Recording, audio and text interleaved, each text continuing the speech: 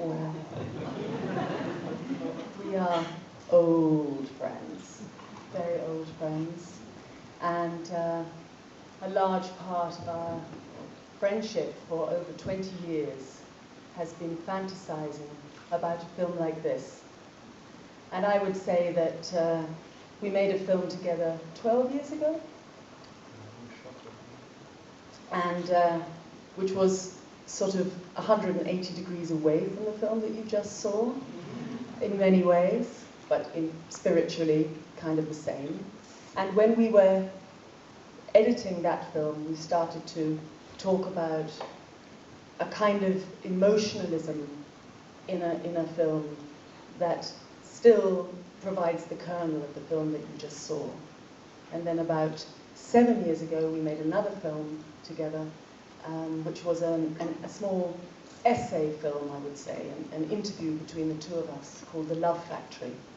And as part of this interview, I started to talk about love, and we decided when we were completing that film to make as the part of the start of the genesis of a narrative for this feature film that we were fantasizing about, the idea of the revolution of love. And that was really the beginning of the snail trail towards Lo Sono Amore.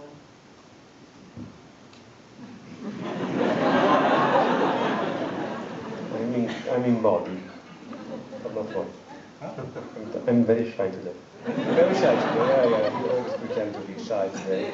But otherwise, Luca, also, how did you brought Tilda to live in this Italian family, to show her all the way of Italian living, and maybe also the terms of Italian living you don't like very much? Well, we actually tried to learn this. I'm not part of this environment, so I studied, Tilda studied, we met a lot of ladies. Very decent women, very nice people. They have...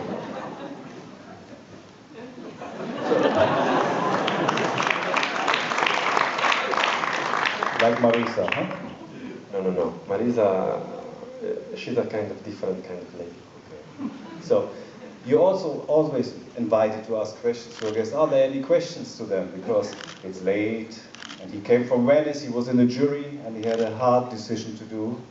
He's still coping with that. I'm very happy about that. Yeah. So, I know it's a film, maybe you don't have it, but if there's a question, make them happy to get it in them.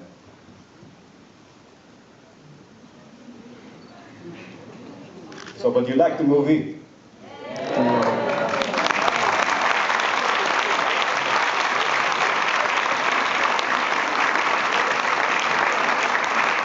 So maybe, the film is starting this year on the 28th of October, so maybe what's going on with the Love Factory? Oh, well, that's great. Maybe we should do another one, the second. Yeah, that's a good question. The Love Factory. There is another Love Factory with Pippo Del Bono, who plays Tancredi in the film. And one with Arto Lindsay? Yeah, whose music also appears in the film. But we have a company to make more films together, which we are calling The Love Factory. So another 11 years and we hope there'll be another film.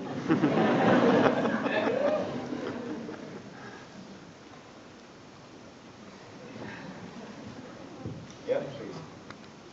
I wanted to know if the storyline, like the way you portrayed love and the way you reacted at the end, is this how you see it? Is this how you stand behind it?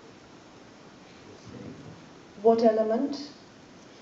The element of how she, or you, how she just breaks the story in a way and says like, I love Antonio. And just decides to like risk everything. Yeah, that's interesting. I never thought of it that way before. I never thought of her breaking anything. No, yes, I understand, but I can imagine that in a traditional way, Yeah. it looks like, you know, like it kind of came unexpected to me that you just said, or she said, like, I love Antonio. Mm-hmm. Maybe she breaks other people's stories, but she's following her own. And I think something that was a very strong sense for us always about about this concept of love being absolute honesty, is that with absolute honesty, it's impossible to be betrayed by someone that you love. Because if you really love them, you really know them, and you're up for them, you're up for whatever they bring.